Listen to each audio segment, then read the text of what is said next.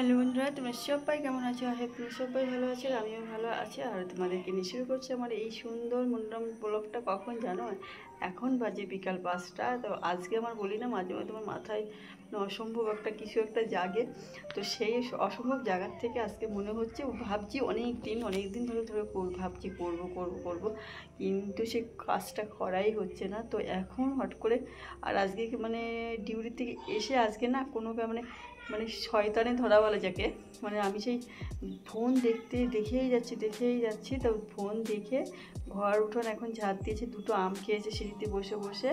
তারপরে এখন ভাবছি না কাজটা করি, মানে এই করে করে আমার সময়টা চলে যাচ্ছে, জিনিসটা খুব নোংরা হয়ে যাচ্ছে, দেখতে তো খুবই বাজে লাগছে। আমার আজকে সমস্ত জানিস, তারপর তোমরা জানো পরিপাটি করে রাখার একটা অভ্যাস, আর ক্লিনিংগুলো আমার অমনি নাম না। তো এই জন্যে এখন 5টা বাজুকে সময়, সন্ধ্যা আগে কমপ্লিট করতে পারলেই হবে। তো সেই জন্য এখন যাচ্ছি আজকে ফ্রিজ পরিষ্কার করতে। তা চলো বন্ধুরা, ফ্রিজ পরিষ্কার করতে তোমরা দেখি আমার রেফ্রিজারেটরে আমি কী করে ডিপ ক্লিন করি, সেটা তোমরা দেখতে হলে পুরো ভিডিওটা দেখতে হবে। চলো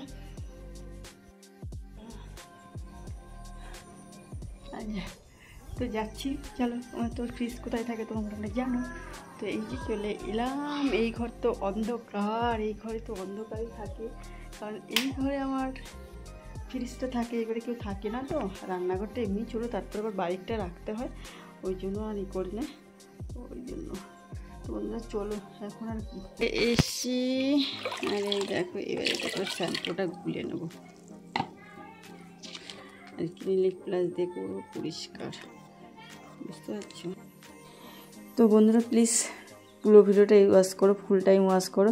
আর আমার চ্যানেলের অবস্থা, আমার এখন মানে 300 আর ওয়াচ টাইম নেই, তবুও দেখো আমি তোমাদের মুখে একদম বুকে কষ্ট বাঁধা নিয়ে জমাট বেঁধে গেছে, তবু ভিডিও করে যাচ্ছি শুধু তোমাদের ভালোবাসার জন্য, আর কিছু না। আর দেখলাম পরে যখন আমি ভয়েস দিয়েছিলাম, মানে আমাদের বাড়িগুলো বুঝতে পারছো এতটা কাছাকাছি যে মানে ওই পাশের বাড়ির বাচ্চাদের আওয়াজও শুনতে পাচ্ছ, পাশের বাড়ির বাচ্চা আছে সেই আওয়াজগুলো আমি শুনতে পেলাম, কিন্তু আর ওগুলোতে করলো না, ওগুলো একটু বাচ্চাদের আওয়াজটা তো ভালোই লাগে শুনতে। তো বন্ধুরা এই দেখো ফ্রিজ তো বের করে সমস্ত কিছু, আর এটা বললাম না অনেক দিন হয়েছিল, আর একটু মানে আমি 10-12 মিনিটের ভিডিও করি, একটু এটা 14 মিনিটের একটা ভিডিও। তো আমি আগেরবার যখন এটা ভিডিও করেছিলাম তখন কেউ একজন বলেছিল যে মানে আরেকটু হলে ভালো হতো, মানে ভিডিওটা ছোটো হয়ে গেছিলো, তো তার জন্যই একটু লং টাইম করেছিলাম, আর একটু স্পিড দিয়ে করা, যেহেতু ভিডিওটা এডিট করার সময় দেখলাম 27 মিনিট, ওই জন্য একটু স্পিড দিয়ে রেখেছি। অত লং টাইম ভিডিও না অনেক মানে ধৈর্য থাকে না, এটা আমার নিজের দিক দিয়েও বুঝি, অপরের সময়টাও বুঝি। তো তোমাদের দেখলে মানে সেটাই ভেবেই করলাম, কারণ সবাই সময়ের মূল্য আছে, আমি সবারই সময়ের মূল্যই দেখি। আর যেহেতু আমার দাদা ভাইরা সব, আমার সাবস্ক্রাইবার দাদা ভাই বন্ধুরা সবই বেশিরভাগ ছেলে, তাদের সময় তো অনেকটাই মানে তাদের সত্যি কথা সময় হয়ে ওঠে না। আর জেনারেশান মানে ইয়াং জেনারেশান বলতে আমার মানে সেইভাবেই সবাই এখন কর্মে ব্যস্ত থাকে, তো ওই জন্য ছোটো করেই আমি ভিডিওটা করি। আর তোমাদের বললাম আমার চ্যানেলের অবস্থা খুবই খারাপ, মানে আর এখন ভিউজ আসে জানো কত, এটা বললে তোমরা অবাক হয়ে যাবে, যে 80,000 থেকে এই ভিউজে আসছে, তবুও আমি করছি, হ্যাঁ মানে 35,000 ভিউজ আসে, তোমাদেরকে বলেই দিই। আর এখন 300 ওয়াচ টাইমও নেই, আজকে দেখলাম তাও নেমে গেছে 285 না কত দেখলাম, 95। তো বুঝতে পারছি তোমাদের কতটা কষ্ট নিয়ে আমি তোমাদের জন্য আর কি, তোমাদের ভালোবাসায় আর কি, 2-4 জন তোমাকে ভালোবাসো তাদের কথা মাথায় রেখেই ভিডিওটা করছি। অ্যাকচুয়ালি কী বলো তো, আমার এখন একটা মানে আমি এত কষ্ট করি সারাদিন, তবুও আমি ভাবি কি না একটা, আমি কিন্তু এডিটমেন্ট সব বিকালের দিকেই করা হয়, মানে সময়ের একটা অভাব থাকে, কিন্তু তবুও একটা এখানে ভাবি যে একটা ভালো লাগার জায়গা, ভালোবাসার জায়গা হয়ে গেছে। অনেকেই ধরো আমি তো কাউকেই চিনি না, অনেকে আমার ভিডিও বাংলাদেশ থেকে আমাকে ভিডিও দেখে, আমাকে তো কেউ চেনে না, এই মাধ্যমেই তাদের সঙ্গে মানে একটু টেসেজে কথা হয়, এই যে রিপ্লাই দেয় কমেন্ট করে, সেটা আমি একটু অ্যাপ্লাই করি। তো সেইটা না আমার একটা বেশ ভালো লাগে, যে আমি তো এখানেই ছিলাম, তো আমাকে তো দূর দূরান্ত থেকে মানুষ 2-4 জন চিনতে পারছে, যে আমার নামটা জানতে পারছে, সেই সোশ্যাল মিডিয়ার মাধ্যমেই হয়েছে, এই মাধ্যমে সেই ভালো লাগার জায়গার থেকেই না আর কি ভিডিওটা করা। না হলে সত্যি কথা এই একটা সময় অপচয়, ভিডিও করতে কিন্তু প্রচুরটা সময় লাগে।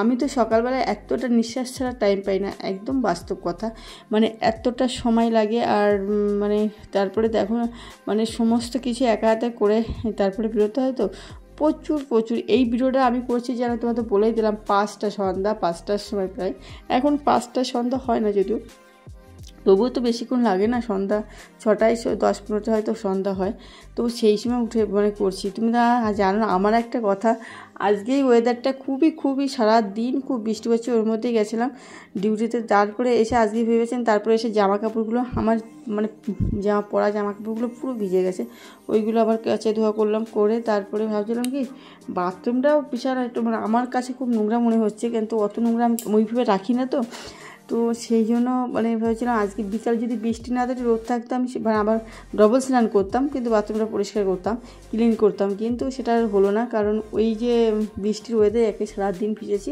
তারপরে যদি আবার কাজটা করি তাহলে আর শরীর খুব খারাপ হয়ে যাবে না। আর ইদানিং 2 দিন ধরে দেখছি আমি নিঃশ্বাস নিতে মানে কষ্ট হয়ে যাচ্ছে, কী জানি মাস্ক টাস্ক পরে থাকি সেই কারণে না কি জানি অস্বস্তি হচ্ছে, মানে বেশ নিঃশ্বাস নিতে মানে কি অসুবিধা হচ্ছে। তো বন্ধুরা কথা বলতে বলতে দেখো তো আমি তো অনেক কাজ কমপ্লিট করে ফেললাম, দেখতেই পাচ্ছ। আর আমি তো দেখলাম তোমাদের ক্লিনিক প্লাস দিয়ে একটা কাপড় দিয়ে তারপরে এই যে পরিষ্কার করে নিচ্ছি, আর ভিতরে পরিষ্কার করে নিচ্ছি। আর ওকে আমার মেয়ে চলে আসছিলাম, ওটা বলে টলে চলে গেল।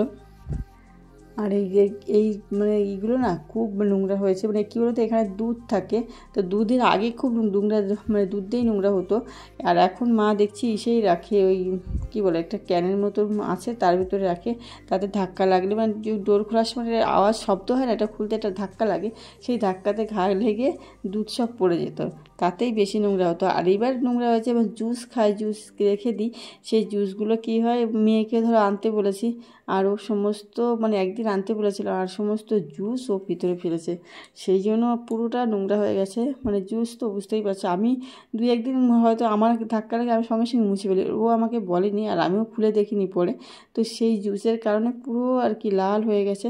আর এই ডোরগুলো একটু খুলে এক সাইড দিয়ে খোলা যায়, তোমরা তো মোটামুটি সবাই জানে ফ্রিজে যারা কারণ আমার বান্ধবী যেমন বললাম কালকে ফোনে কথা বলছিলাম, তো ও কত মানে ও আছে কি বলবো ভাগ্যবতী মেয়ে বললেই হয়। এই একটু আগে একটা ভিডিও দেখছিলাম যে কোন মেয়েরা ভাগ্যবতী হয়, সেটা হচ্ছে কি স্বামীর যারা সোহাগী হয় তারা হচ্ছে ভাগ্যবতী হয়।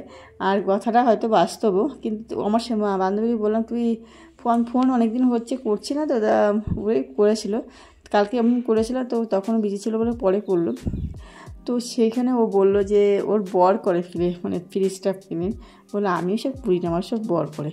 আমি বাহ ভালো তো, মানে শুনেও ভালো লাগে এগুলো, কারণ একটু আধটু সবারই কাজ থাকে, তো সবাইকে মিলে করলে মানে একজন মানুষ করলে না খুব চাপ পড়ে যায়, খুব কষ্টের হয়, খুবই সত্যি কথা বলতে খুব কষ্টের। আর আমাকে তো কেউ করার নেই, আমারই একা মানুষ, একাই করতেই হবে।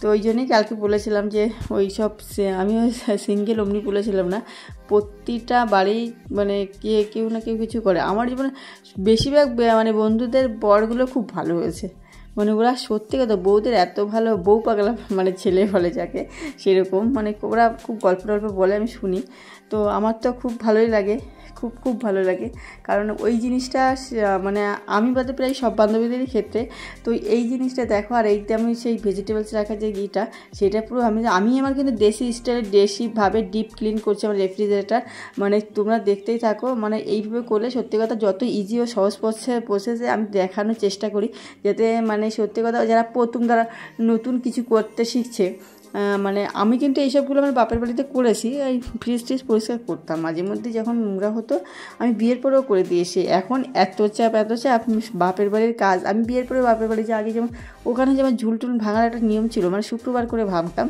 এখানে তো যখন পরে তখন ভাঙি, তখন তো একদম ফ্রি হাত পা, কোনো কাজ ছিল না, সারাদিন ওই টিউশনে একটু পড়ানো আর নিজের কাজ টাজ, এই জন্য আর আমার সব দিন একটু ঘরটার গোছানোর একটা ব্যাপার ছিল, তো ওই সময় একটা করতাম।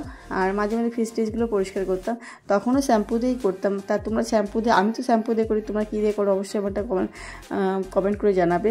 সার্ফ আমার মনে হয় সার্ফ না দেওয়াই ভালো, সার্ফে খার থাকে তো, আর দেখবে অনেক জায়গায় সার্ফ হলে না মানে সেই কেমন ব্রাউন দাগ হয়ে যায়, আমি অনেক জায়গায় দেখেছি, জানি ফ্রিজে হবে কিনা আমি বলতে পারবো না, অনেক জামা কাপড়ে হট করে দেখবে অ্যালুমিনিয়ামের পাত্রে সার্ফের দিয়ে ধুলে কিন্তু এই জিনিসটা হয়, আগে খুব হতো। তো এই দেখো আমি একটা শুকনো কাপড় দিয়ে আবার এটা ভালো করে মুছে নিচ্ছি, মানে ভালো করে পরিষ্কার করে নিলাম।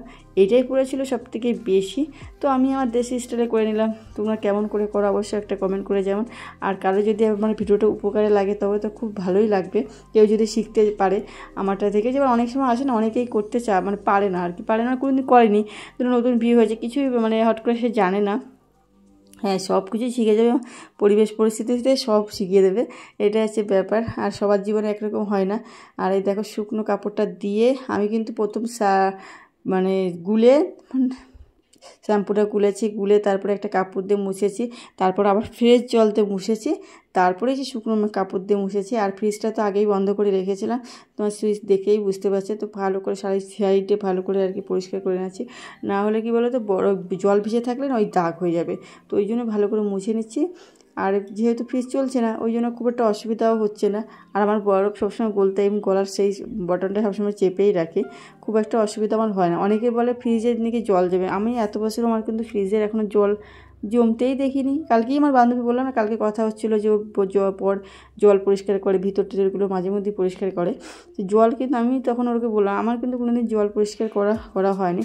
আর এটা কলিং দিয়েই করা হয়েছে কিন্তু কলিংটা আমার বহু দিন হয়ে গেছে, শেষ হয়ে গেছে, মানে শেষ হয়নি, আমার মেয়ে নষ্ট করে ফেলেছে, কিনবো করে কেনাই হয় না। আর এই জন্য এই উপরটা দেখছি কেমন হয়ে গেছে, এই জিনিসটা এখানে বেশি যত্ন নেওয়া হয় না। যে আমার সামনে আমার যখন বেডরুমে ছিল, ফ্রিজটা একটা সময় আমার বেডরুমে ছিল, আমার প্রথম ভিডিওগুলোতে তোমরা দেখতে পাবে যে ফ্রিজ আমার কিন্তু বেডরুমে ছিল।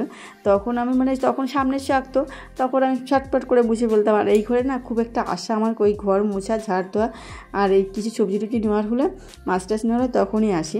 তো এই জন্যে হয়েছে, দেখো তো আমার প্রায় কমপ্লিট হয়ে গেছে, ক্লিন করে ফেলেছে। আর 1 ঘন্টা, আর ঘেমে তো একাকার হয়ে যাচ্ছে, প্রচুর ঘামছি, ঘেমে কাজ করতে গেলে একটু ঘামতে তো হবে।